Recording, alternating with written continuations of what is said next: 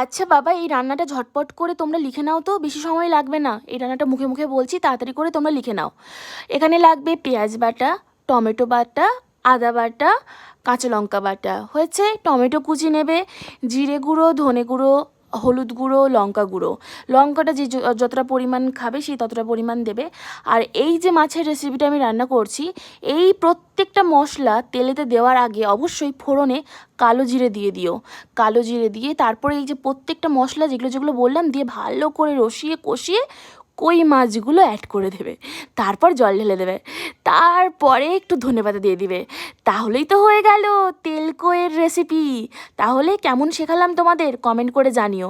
আর যদি এরকম cute cute short ভিডিওর মাধ্যমে রান্না শিখতে চাও, তাহলে আমার চ্যানেলটাকে সাবস্ক্রাইব করে দিও, ভালোবাসা দিও, পাশে থেকে খুব তাড়াতাড়ি আসছি নতুন আর একটা রেসিপি নিয়ে। সবাই ভালো থেকো, সুস্থ থেকো, টাটা।